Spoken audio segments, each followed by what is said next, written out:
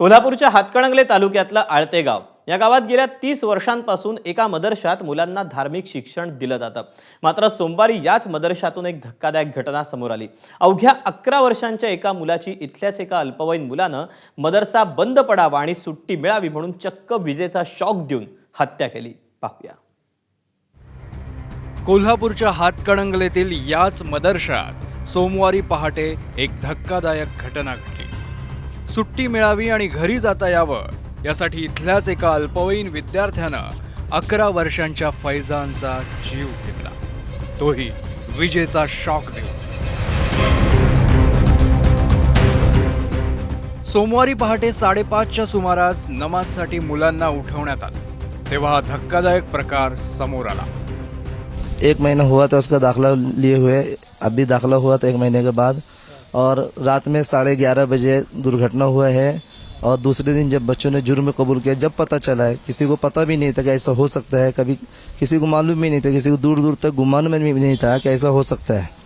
लेकिन जब फजर की नमाज के लिए जब उठाने गए 5 बजे, तो बच्चे जब उठा रहे हैं तो उठने के लिए बच्चा तैयार नहीं, तो सबको समझ में आया कि बच्चा खत्म हो चुका है, इंतकाल हो चुका है। पण चौकशीत एक धक्कादायक बाब उघड झाली।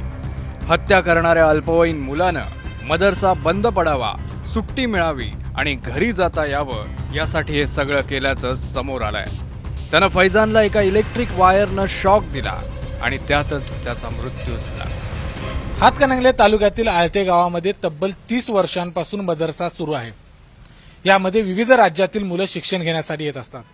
बिहारमधली तब्बल 70 मुलं या ठिकाणी शिक्षण घेतात, तर इतर मुलं राज्यातल्या विविध भागातून आलेली आहेत। अल्पवयीन मुलानं गुन्हा कबूल केलाय, पण या प्रकरणावर अजून काही मुलांची चौकशी सुरू आहे। ही हत्या कट रचून करण्यात आली आहे का? शॉक देण्यासाठी मुलानं वायर कुठून आणली याचा शोध पोलीस घेत आहेत। काहीतरी कांड करायचं आणि मदरसा बंद पडला की आपल्याला हे सोडतील या अपेक्षेनं त्यांनी मुलाला रात्री झोपेत 11:15 ते 11च्या दरम्यान इलेक्ट्रिक वायरचा शॉक दिला आणि त्याचा हे केलेला आहे। कोल्हापूर जिल्ह्यामध्ये घडलेला प्रकार हा अतिशय धक्कादायक आहे। राज्यामध्ये अनेक ठिकाणी धार्मिक शिक्षण देणाऱ्या संस्था आहेत, ज्यामध्ये अल्पवयीन मुलं शिक्षण घेत असतात। मात्र या संस्थांचा कारभार व्यवस्थित चालतो का? या ठिकाणी बाल हक्क कायद्याचं उल्लंघन तर होत नाही ना?